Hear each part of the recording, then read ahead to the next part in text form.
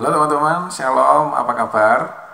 Aku harap kalian semua dalam keadaan yang baik dan selalu semangat dalam keadaan situasi kondisi yang seperti ini ya. Tetap semangat, tetap fighting menjalani hari-hari.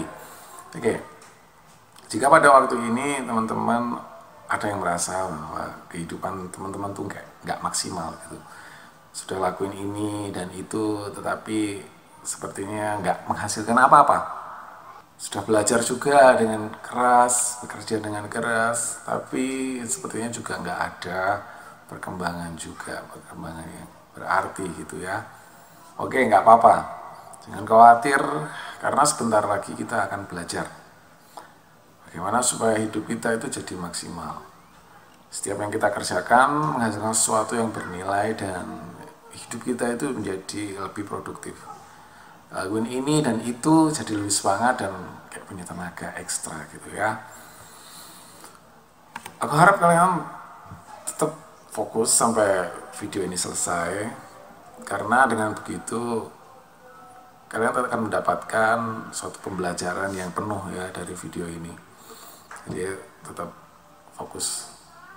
Oke, jadi judul dari pembelajaran kita pada waktu ini adalah Yesus sumber kekuatanku. Ada apa dengan judul ini? Ya oke, aku jelasin sedikit. Karena kita hidup ya, kita hidup itu perlu kekuatan. Kita perlu energi, kita perlu power. Kita perlu kekuatan supaya kita dapat lakukan ini dan itu. Tanpa kekuatan, tanpa energi, tanpa power, kita itu mati. Kalau nggak ada tenaganya, nggak ada powernya ya mati gitu. Jadi supaya hidup kita menjadi maksimal, supaya hidup kita menjadi produktif atau berbuah ya, kita perlu kekuatan, kita perlu energi, kita perlu power ya. Pertanyaannya, kenapa Yesus yang menjadi sumber kekuatan gitu? Oke, dari sini kita mau cari tahu tentang kenapa ya, kenapa kok Yesus yang dijadikan sumber kekuatan.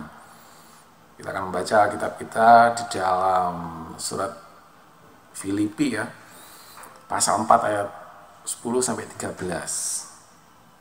Oke, aku akan membacakannya untuk kita. Aku sangat bersuka cita dalam Tuhan bahwa akhirnya pikiranmu dan perasaanmu bertumbuh kembali untuk aku. Memang selalu ada perhatianmu, tetapi tidak ada kesempatan bagimu. Kukatakan ini bukanlah karena kekurangan, sebab aku telah belajar mencukupkan diri dalam segala keadaan. Aku tahu apa itu kekurangan dan aku tahu apa itu kelimpahan. Dalam segala hal dan dalam segala perkara tidak ada sesuatu yang merupakan rahasia bagiku. Baik dalam hal kenyang maupun dalam hal kelaparan, baik dalam hal kelimpahan maupun dalam hal kekurangan. Segala perkara dapat kutanggung di dalam Dia yang memberi kekuatan kepadaku. Teks ini ditulis oleh Paulus ketika ia berada dalam penjara Roma. Rasul Paulus telah mengalami banyak hal di dalam pelayanan pemberitaan Injil Yesus Kristus. Ia banyak mengalami penolakan dan bahkan sampai disiksa ya oleh orang-orang yang menentang ajaran yang Paulus sebarkan, yaitu Injil Yesus Kristus tadi.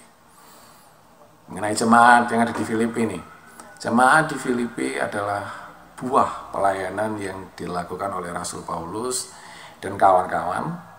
Jemaat Filipi bertumbuh dengan baik dan mereka adalah jemaat yang setia serta banyak mendukung para rasul dalam pelayanan mereka ya. Dalam teks yang telah kita baca, Rasul Paulus sedang mengungkapkan betapa ia sangat bersyukur oleh karena pertolongan yang diberikan oleh jemaat Filipi dalam pelayanan Rasul Paulus, bahkan sampai pada ketika ia berada di penjara Roma ya, saat berada di penjara Roma pun jemaat ini tetap ingat gitu untuk menolong Rasul Paulus, membantu dia. Nah, Nah, lebih daripada itu Rasul Paulus ingin menyampaikan suatu pokok yang juga penting gitu ya, untuk diperhatikan oleh jemaat di Filipi. Yaitu bahwa dalam segala situasi apapun di dalam hidup Rasul Paulus, ia dapat menanggung semua itu ya. Karena Yesus Kristus yang adalah Tuhan memberikan kekuatan kepadanya. Kalau kita baca di dalam Alkitab versi terjemahan bahasa Indonesia sehari-hari, itu kita akan nemuin frase yang menarik juga ya, yang dapat kita pahami juga. Nah, bunyinya kayak gini. Dengan kuasa yang diberikan Kristus kepada saya mempunyai kekuatan untuk menghadapi segala rupa keadaan. Artinya apa? Kita dapat melihat bahwa karena Tuhan Yesus memberikan kekuatan kepada Rasul Paulus, sehingga ia bisa menjalani hidupnya, ia bisa melakukan ini dan itu, ya, dalam hal baik ataupun dalam hal teraniaya, Paulus dapat menjalani semua itu dengan penuh kekuatan gitu ya. Ia dapat melewati segala situasi dalam kehidupannya karena Tuhan Yesus memberikan kekuatan kepadanya. Jemaat Filipi adalah buah dari pekerjaan Paulus. Meski Rasul Paulus tidak sendiri, namun campur tangan Rasul Paulus ini memberi dampak gitu. Jika kita belajar lebih banyak lagi tentang Rasul Paulus, juga kita akan nemuin bahwa Rasul Paulus adalah salah satu rasul yang memiliki hidup yang berbuah, memiliki hidup yang maksimal gitu di dalam Yesus Kristus.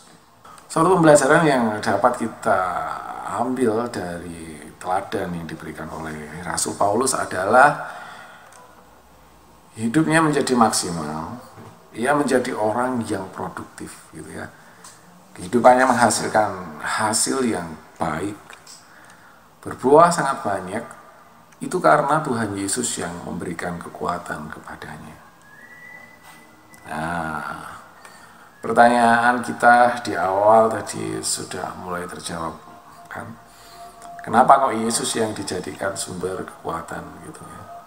Sekarang teman-teman mungkin sudah bisa membayangkan ya arah pembelajaran kita itu kemana. Oke, izinkan saya berbicara sedikit lagi. Ya, di masa sekarang ini bukan suatu rahasia bagi kita semua bahwa ada orang-orang yang menyebut diri mereka itu Kristen, tetapi mereka masih bergantung kepada ataupun mencari peruntungan ya, dengan jalan mempercayakan hidup mereka kepada kepercayaan tradisional, orang pinter, zodiak kayak gitu ya, ataupun ramalan. Ya. Generasi muda juga tidak lepas dari ancaman ini. Hal-hal seperti ini tuh bisa datang dari mana saja, dari pergaulan, dari teman, ataupun juga konten media sosial yang ditonton gitu ya. Jadi konten-konten media sosial itu banyak yang aneh-aneh sekarang ini. Nah, kita cukup perlu waspada karena mereka itu sangat gencar sekali ya, kita perlu waspada. Belajar dari teladan yang diberikan Rasul Paulus, yang boleh kita petik adalah andalkan Tuhan ya. Jadikan Tuhan Yesus sebagai satu-satunya sumber kekuatan di dalam kehidupan kita, di dalam kehidupan kalian. Mungkin sekarang ini kita sudah mulai berpikir atau memutuskan ya untuk menjadikan Yesus Kristus sebagai sumber kekuatan. Namun teman-teman mengalami kebingungan gitu ya, harus mulainya dari mana gitu kan. Oke, aku kasih sedikit gambaran nih ya. Ibarat motor yang kehabisan bensin, supaya motor ini bisa berjalan lagi tentu motor ini membutuhkan bensin ya. Gak mungkin bensin itu langsung disiram ya gitu, disiram ke motor, kemudian motor itu bisa jalan lagi, bisa hidup lagi. Gak seperti itu ya, salah gitu, gak mungkin. Nah, harus ada suatu proses supaya motor ini bisa jalan lagi. Kayak Bagaimana prosesnya? Ya prosesnya ya kita buka joknya, buka tutup tangki, masukin bensin ke tangki, tutup kembali tangkinya, terus tutup jok, hidupin mesin, kemudian barulah bisa jalan. Nah, demikian juga ketika kalian, teman-teman mengambil keputusan menjadikan Yesus Kristus sebagai sumber kekuatan di dalam kehidupan kalian, itu juga ada tahapan-tahapan atau proses yang juga perlu dilalui, teman-teman. Jadi ketika kita meletakkan Tuhan Yesus sebagai sumber kekuatan kita, menjadikan Tuhan Yesus sebagai sumber kekuatan kita, yang nggak berhenti di situ gitu. Jadi ada tindak lanjutnya. Di sini setidaknya aku cuma bisa memberikan 3 item ya, yang penting dan mesti kita lakukan setelah kita memutuskan untuk menjadikan Tuhan Yesus sebagai sumber kekuatan kita. 3 item penting ini menurutku perlu untuk kita lakukan. Yang pertama, kalian harus, ataupun kita harus mau mengaku segala kesalahan kita, dosa kita di hadapan Tuhan. Nah, dengan mengakui segala kesalahan kita kepada Tuhan, itu artinya kita sedang merendahkan diri kita di hadapan Tuhan. Tuhan suka orang-orang yang kayak gini ya. Kalau kalian masih ingat cerita tentang Raja Daud yang setelah melakukan dosa terhadap Batsheba dan Uria di kitab 2 Samuel pasal 12, kalian akan nemuin tuh di situ bagaimana Raja Daud sangat menyesal dan mengakui dosa yang telah ia lakukan di hadapan Tuhan. Dan kalau kita mau lihat juga di Mazmur pasal 51, itu pasal itu berisikan suatu pasal di mana Daud mencurahkan segala isi hatinya, mengakui perbuatan dosanya dan mengharapkan rahmat Tuhan untuk turun kepadanya ya. Jadi itu item pertama ya, kita harus ya mau mengaku segala dosa kesalahan kita di hadapan Tuhan. Yang kedua, item yang kedua adalah cari Tuhan terus setiap waktu, setiap saat, di setiap kesempatan ya. Caranya gimana? Lakuin WPDA ya, baca firman, nyanyi lagu rohani, berdoa, bahkan kalau perlu puasa ya. Kurangi itu kebiasaan-kebiasaan yang nggak bermanfaat dan lakuin sesuatu yang bermanfaat. Nah, contohnya seperti apa? Ya, awalnya kalau kita biasa scrolling Instagram, scrolling sosmed, ataupun main game ya, sampai lupa waktu, bahkan parahnya sampai males ngerjain tugas sekolah, males ngerjain tugas kuliah, ataupun males ngerjain tugas rumah, nggak mau cuci piring, nggak mau cuci baju, nggak mau nyapu rumah, ya kayak gitu tuh kegiatan yang nggak yang kurang bermanfaat ya, harus di-manage lagi ya, harus di-manage lagi ya. Hal scrolling atau main game gitu, kayak gitu tuh nggak masalah sebenarnya, namun akan menjadi bermasalah ketika kita melakukannya secara berlebihan ya. Jadi sebenarnya seharusnya hal seperti itu bisa di-manajemen lagi ya, bisa diatur lagi, dan kemudian dialihkan kepada hal-hal yang lebih bermanfaat gitu. Entah itu bermanfaat bagi jangka panjang ataupun jangka pendek ya. Jadi manfaatnya bisa yang manfaat jangka panjang atau manfaat jangka pendek ya, kita tahu lah. Yang penting bermanfaat ya. Nah, di setiap kegiatan yang kita lakuin itu teman-teman, apalagi kegiatan yang bermanfaat, melalui kegiatan itu kita itu dapat menemukan Tuhan. Kalau teman-teman mau perhatiin ya, kita lihat di Mazmur 84 ayat 10, itu kita akan nemuin di situ frase sebab lebih baik 1 hari di pelataranmu daripada 1000 hari di tempat lain. Lebih baik berdiri di ambang pintu rumah Allahku daripada diam di kemah-kemah orang fasik. Nah, frase ini merupakan suatu kerinduan ya daripada pemazmur itu sendiri, bagaimana ia merindukan Tuhan, bagaimana ia merindukan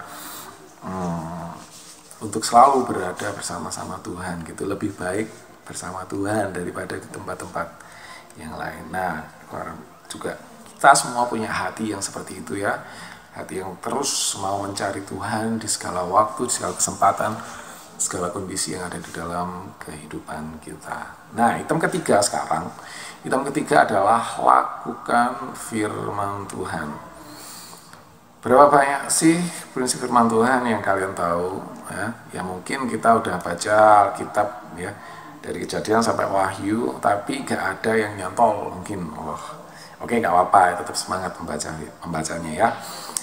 Yang aku maksud adalah ketika kita mendengarkan khotbah atau melakukan BPDA, pasti ada tuh prinsip firman Tuhan yang kalian dapat ya, yang kita dapat. Ya itu dia ya, prinsip itulah yang kita lakukan. Contohnya kayak Pak Pendeta hari ini khotbah, terus kita dapat perenungan, dapat prinsip firman Tuhan, melayani gitu ya, hormati orang tua ya, kita lakukan hal kayak gitu.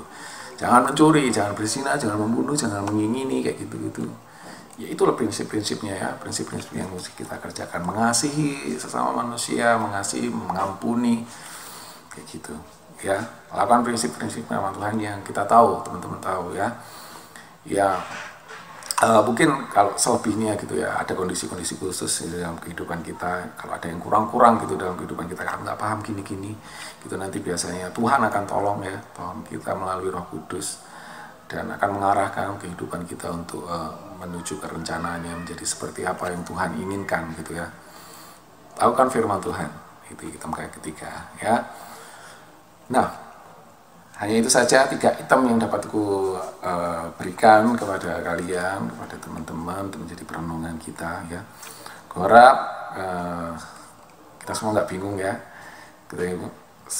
Kita semua sekarang nggak bingung dan udah tahu nih nanti setelah ini mau ngapain. Jadi setelah kita ambil keputusan menjadikan Tuhan Yesus sebagai sumber kekuatan kita sekarang udah tahu kita mau ngapain ya. Seperti yang sudah aku singgung sedikit tadi, motor itu perlu bensin ya untuk bisa jalan. Gak bisa kita taruh sembarangan bahan bakar di situ ya. Mau kita kasih minyak goreng juga gak akan hidup itu motor. Kita mau kasih minyak kayu putih juga gak akan hidup itu motor ya. Kalau motor itu perlu bensin ya kasihlah bensin. Perlu pertama kasihlah pertama. Gitu. Perlu pertarik kasihlah pertalit sesuai gitu ya. Supaya motor itu dengan bahan bakar yang tepat, maka motor itu akan berfungsi dan berjalan dengan maksimal gitu ya, nggak derdep-derdep gitu. Kayak gitu. Nah demikian juga dengan kehidupan kita teman-teman. Kalau kita salah menentukan kekuatan mana yang kita pakai sebagai sumber kekuatan di dalam kehidupan kita, maka kehidupan kita juga nggak akan maksimal. Kehidupan kita juga nggak akan maksimal. Jadi untuk memiliki ya, hidup yang maksimal serta berbuah, kita harus menentukan sumber kekuatan yang tepat. Kita harus menentukan sumber kekuatan yang tepat, yaitu Yesus Kristus. Oke, terima kasih karena teman-teman mau menyimak ya video ini. Aku harap dari pembelajaran firman Tuhan ini kita semua mendapatkan pencerahan supaya kita semakin mantap ya mengikuti jalan Yesus Kristus. Amin. Tuhan Yesus memberkati.